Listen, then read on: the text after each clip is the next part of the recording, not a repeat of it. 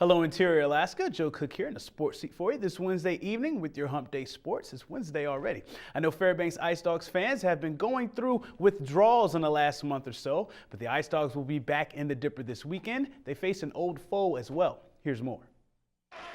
This Friday night, it will be 48 days since the last time the Ice Dogs played in front of their home fans. They've been on the road since November 23rd. They won their last game 3-2 over Keystone to finish their 9-game road trip 4-5. But now, it's home sweet home. It feels great, being on the road for a month and a half. It's such a relief to be in front of our fans. They're so loyal to us, so it's going to give us that energy that we need to get things back going here, play Ice Dogs hockey. Fairbanks will be continuing the Raven Alaska Cup Series with the interstate rival Kenai River Brown Bears. The Brown Bears are struggling, going 0-8-2 in their last 10 games, the worst stretch in the NAHL. The Ice Dogs could use this series to get better on special teams. They have only 3 power play goals in their last 10 games and are ranked 20th on the penalty kill. Definitely our power play needs to be better. We need to get more shots on the net. We need to be able to outwork the penalty kill, and our penalty kill needs to keep taking steps in the right direction. We actually just did that today. We did about a half hour on power play, so we're hoping to get back on track with that, have some success against Kenai this week.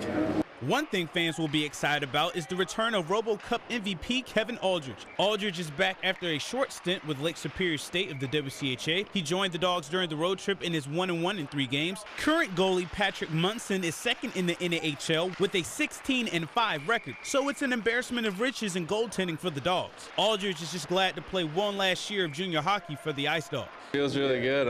We had a good road trip. I think it was fun being back with the guys, and it feels really good being back here.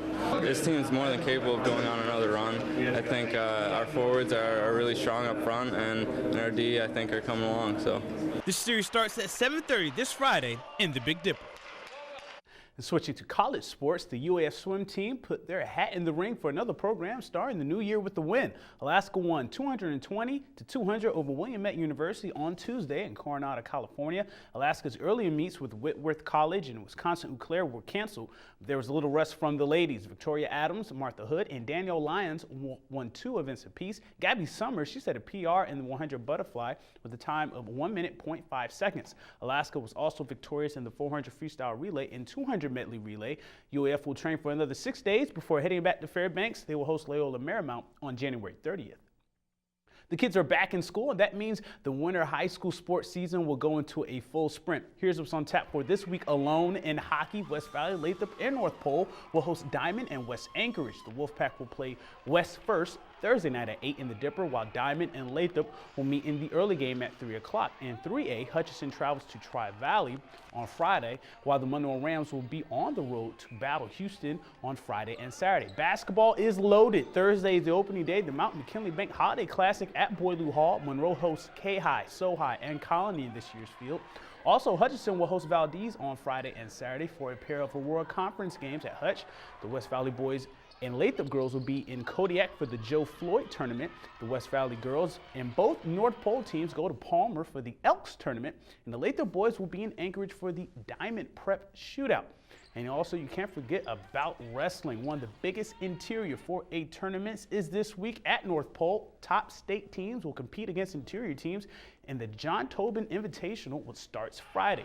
For times and locations for these games and more, just visit the sports page on Webster11.com. So we took our time to calculate all the weeks from the Pro Football Challenge, and we have a winner. And the grand prize winner for this year's Pro Football Challenge is, dramatic pause, True Grit 69. Congrats, True Grit, as the grand prize winner. You will receive a generator from Outpost Alaska. It was a close one this year, but True Grit, he won with 173 points and 2 weekly victories. Jay Gazina was second with 172, and Archangel 81 had 170 for third place. For the final KTVF standings, if you will, Deacon Cherry, my boss, beat out Mike Schultz by a point, 159-158, so she'll have bragging rights for a year, much to the chagrin of Schultz. I finished with 146, all because I forgot to make my picks one week. But nonetheless, congrats to the True Grit 69 for winning after a crazy regular season of NFL games. And that'll do it for sports tonight. Thanks for rocking with me for a little while. Mike Schultz is next with your Full Weather Forecast, and we'll catch you next time.